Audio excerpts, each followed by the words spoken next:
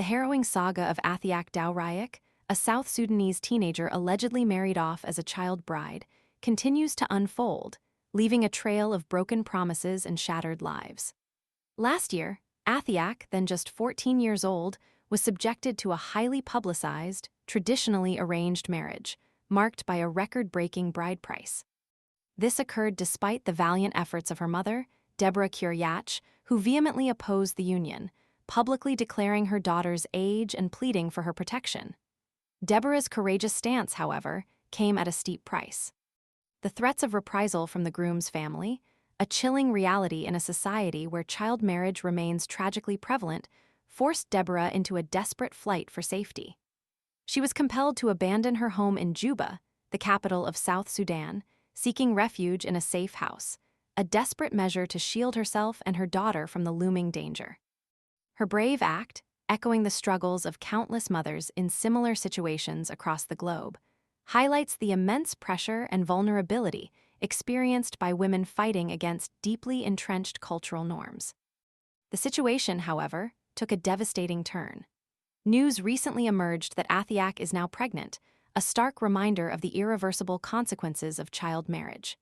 This heartbreaking development prompted Deborah to leave the relative safety of the safe house and reunite with her daughter.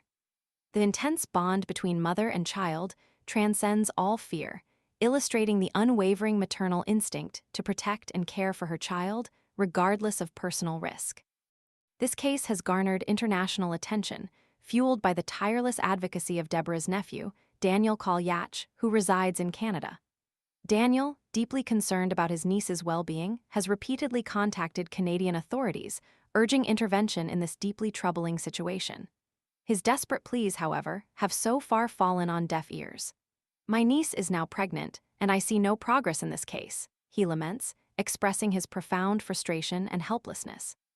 "I've tried relentlessly to alert the Canadian authorities, but nothing has happened yet."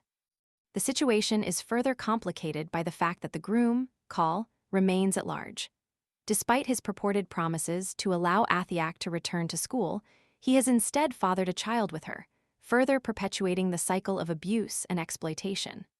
While the customary wedding ceremonies were performed in Juba, the marriage remains legally unfinalized, a technicality that offers little solace to Athiak and her family. This legal ambiguity underscores the urgent need for stronger legal frameworks and enforcement mechanisms to protect children from forced marriage in South Sudan. This case is far from an isolated incident. It underscores the pervasive nature of child marriage in South Sudan, a deeply rooted social issue aggravated by poverty, conflict, and weak governance.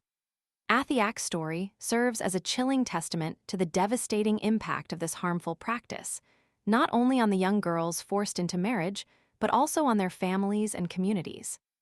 The silence surrounding this case, despite the efforts of concerned individuals, highlights a desperate need for increased international pressure to hold perpetrators accountable and to implement effective strategies to prevent child marriage.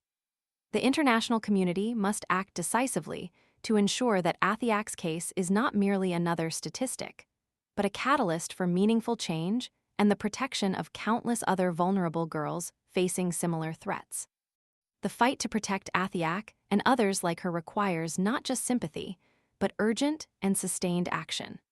Her story is a stark reminder of the ongoing struggle for girls' rights and the long road ahead to eradicate this egregious violation of human rights.